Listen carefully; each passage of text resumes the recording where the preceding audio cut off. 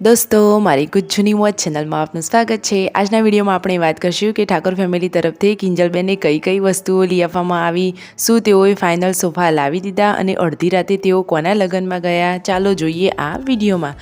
મારી ચેનલ ઉપર નવા હોય તો ચેનલને સબસ્ક્રાઈબ કરવાનું ભૂલતા નહીં અને દોસ્તો મારા આ વિડીયોને અંત સુધી જોજો।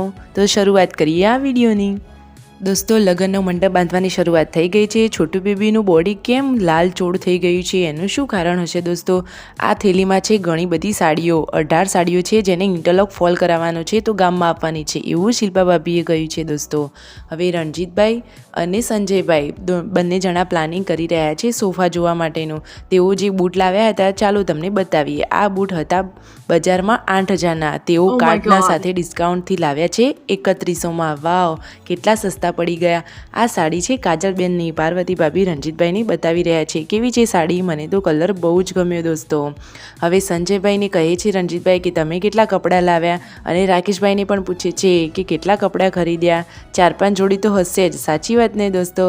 હવે કિંજલબેન જાય છે તેમના ખરીદી માટે અને પાર્વતી ભાભી જમવા બેસી ગયા છે। જમવામાં આજે બનાવ્યું છે મગનું શાક, રોટલી અને ડુંગળી બટાકાનું શાક અને છાશ।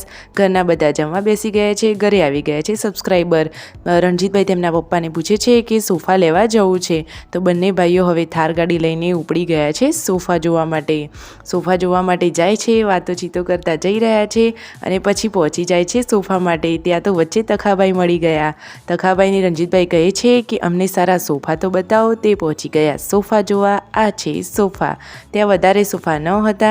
પછી તેઓ ગયા નાસ્તો કરવા માટે। નાસ્તો અને કોલ્ડ ડ્રિંક કરીને તેઓ પછી ઘરે પાછા ફર્યા। ઘરે આવીને તેઓ મોબાઈલમાં ફોટા લાવ્યા હતા તે ઘરના લોકોને બતાવ્યા। ત્યાં તો રાકેશભાઈ, કાજલબેન, કિંજલબેન તેમની શોપિંગ બતાવીને આવી ગયા હતા। કુલ કેટલું ટોટલ થયું શોપિંગ?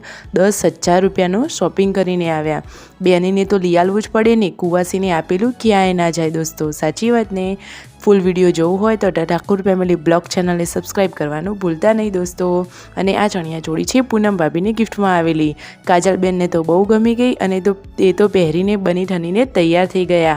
કિંજલબેનને તેમનો સેટ પહેરી લીધો છે। કેવો લાગે છે સેટ? હવે આપણે જોશું કાજલબેનનો લુક। તો આ રહ્યા કાજલબેન, ચણિયા ચોળી પહેરીને એકદમ રેડી। વાવ! તો દોસ્તો આ ચણિયાચોળી કાજલબેનને કેવી લાગી છે અને ચણિયાચોળીનો કલર કેવો છે, શું તમને ગમ્યો? પાર્વતી ભાભી બતાવે છે કે કાજલબેન આ કપડાં લાવ્યા હતા છોટુ બેબી માટે। હવે તેઓ રાત્રે અચાનક જાય છે લગ્નમાં। આ ભાઈના છે લગ્ન, તો ત્યાં તેઓ પહોંચી ગયા છે, જમણવાર પરવાને બેઠા છે। ફૂલ વિડીયો જોવો હોય તો ઠાકોર ફેમિલી બ્લોગ ચેનલ